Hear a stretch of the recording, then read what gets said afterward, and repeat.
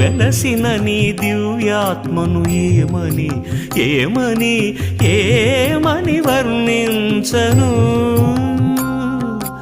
అడుగడుగున అణువణువున వెలసిన నీ దివ్యాత్మను ఏమని ఏమని ఏమని వర్ణించను. అమరానికి అధిరోహణగాచిన నీ పరమాత్మను ఏ విధి ఏ విధి ఏ విధి వివరించను.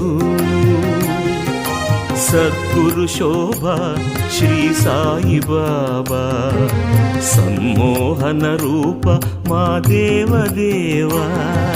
సద్గురు శోభ శ్రీ సాయి బాబా సమ్మోహన రూప మా దేవదేవా.